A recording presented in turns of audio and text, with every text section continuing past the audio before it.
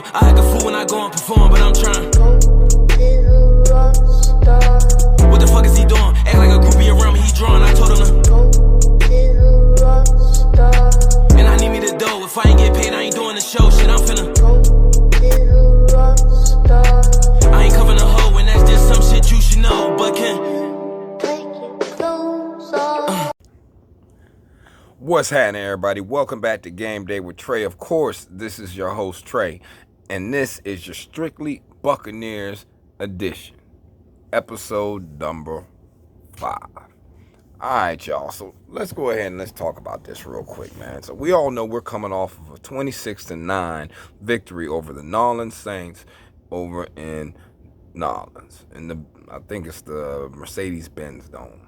Okay, nobody was expecting to see Derek Carr out there. We were all expecting to see Jameis Winston for a full game. Instead, we got Derek Carr. Did it matter? Of course it didn't.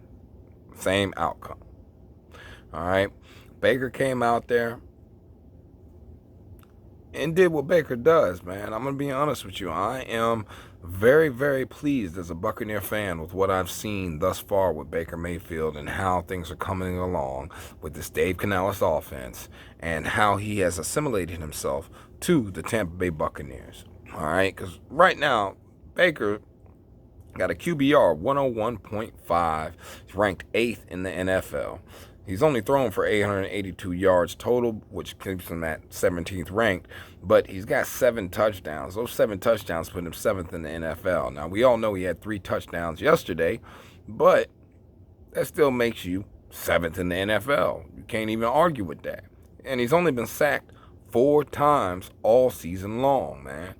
Yeah, that's right. 4 times. You can go check the numbers. He's only been sacked 4 times, and that's because Baker's been extremely mobile throughout these last 4 games. All right. Of course, we all know he went 25 for 32 for 246 yards, 3 touchdowns with 1 interception. He had a QBR in the Saints game of 93.0. with a passer rating of 116.9. He carried the ball 8 times for 31 yards. A lot of those carries were on big third downs, man. Okay, and right now our third down conversion rate is 6.8 conversions per game. So that compared to last year, if you figuratively look at it like that, last year we had 7 conversions a game for the whole season. And right now, we're ranked 3rd in the NFL on third down conversion rate. So, shout out to Baker on that. And Dave Canales, Mike Evans, Chris Godwin, the whole offense, offensive line. Yeah, they've looked porous and poor when it comes to the running game, which we'll get a little bit into that in a minute. But as far as protecting Baker and Baker being fleet of foot enough to get out of that collapsing pocket and get us some good yards and get some positive gains, man, that's all good. All right, and as a Buccaneer fan, you can't do nothing but smile, especially since at the beginning of the year, everybody tried to say that we were going to finish the year with like 5 or 6 wins, all right, and say that we were in the Caleb Williams sweepstakes. Listen, the Buccaneers are the furthest thing from the Caleb Williams sweepstakes. We're not Super Bowl bound.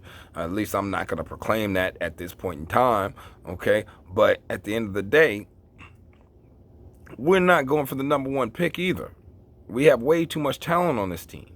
Whether you're talking about Jamil Dean or Anton Winfield, Vita Vea, even Devin White, Levante David,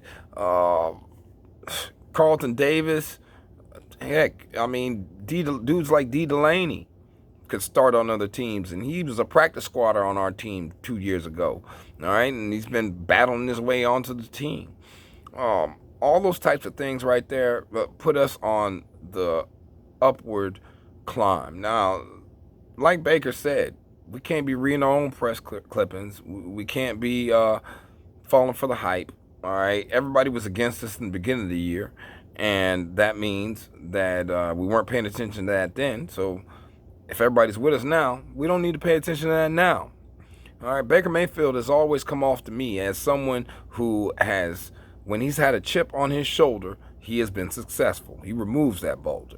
All right, whether you're talking about at Texas Tech walking on, then walking on at Oklahoma, then turning around win the Heisman, then turning around be the #1 pick in the NFL draft, and taking a winless Cleveland Brown team to the playoffs his first year with the team. All those things let you know that Baker has the moxie to lead a team and to galvanize them enough to procure wins for you. And when you're talking about how he has assimilated himself to the Tampa Bay Buccaneers family down here in Tampa and how these Buckaroos get down, man, look, there's a reason they rock with him. There's a reason that Mike Evans and them rock with him. He had to come in, and look, this hasn't been an easy thing. He had to come in behind the greatest, maybe arguably the second greatest, depending on who you're talking to, whether you put him behind Joe Montana or not, okay? He had to come behind Tom Brady. All right, and try to lead a team that the whole world said was in shambles. So, being as how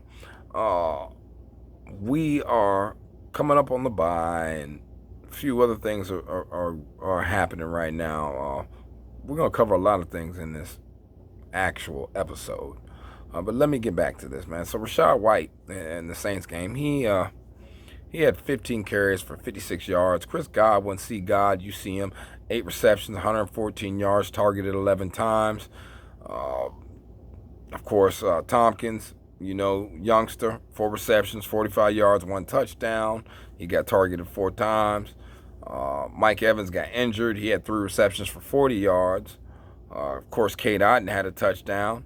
And young Trey Palmer had a touchdown that actually looked just like Mike Evans' route and the way Mike Evans would have caught it. At the end of the day, I'm supremely pleased with what I've been seeing as a Buccaneer fan from Dave Canales and Todd Bowles.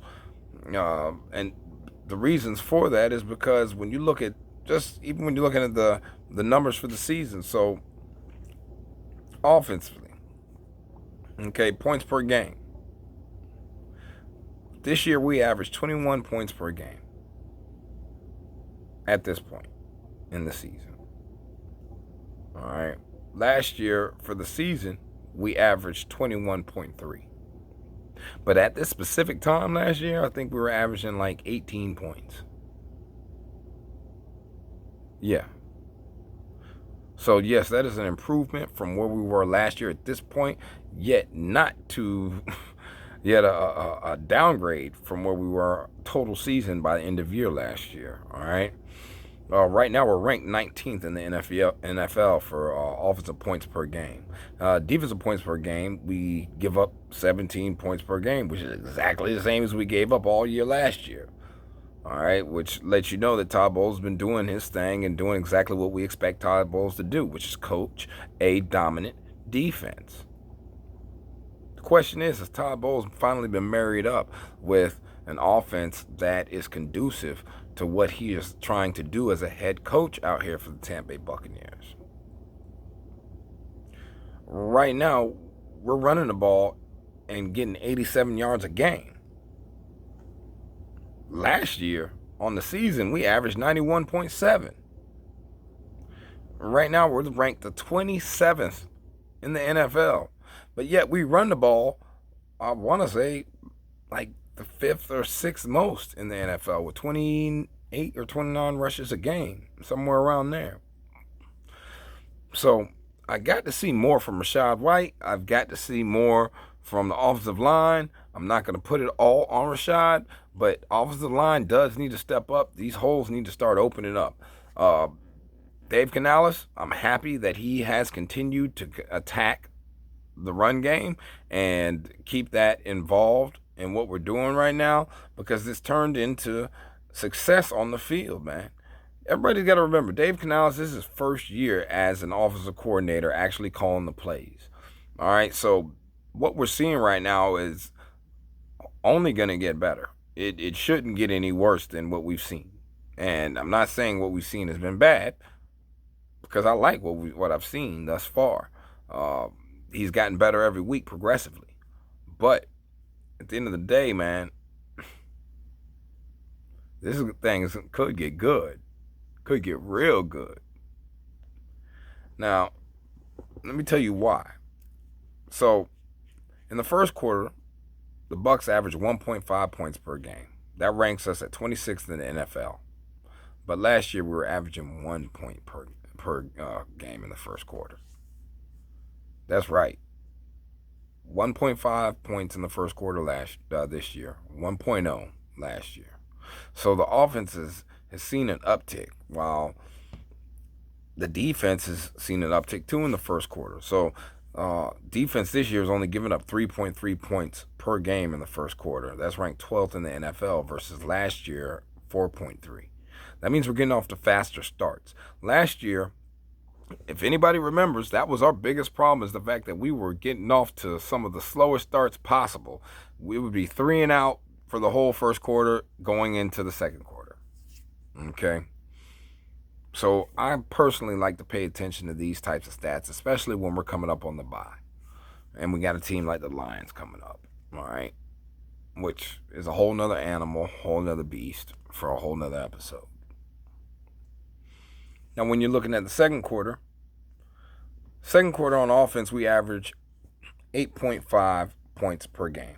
Last year, we averaged 9, so we're down by a tick, all right? And on defense, we give up this year 5.8.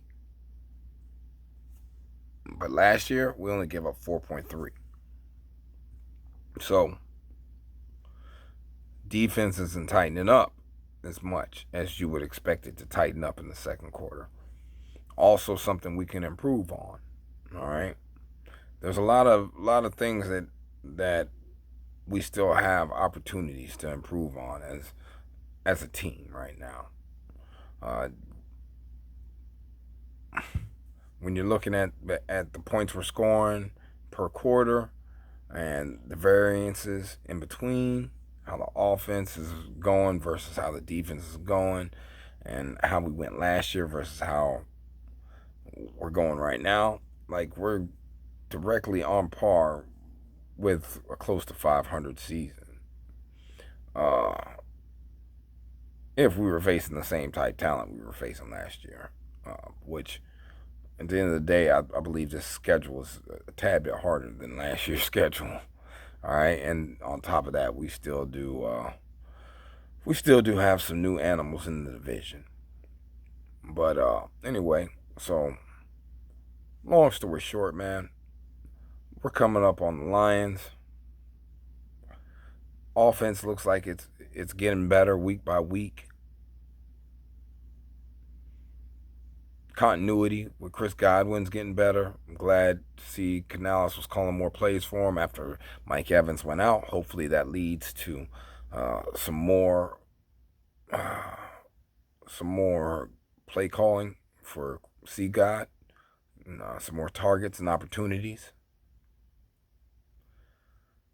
But like I said to you at the beginning of this whole episode, man, Baker Mayfield's been showing out.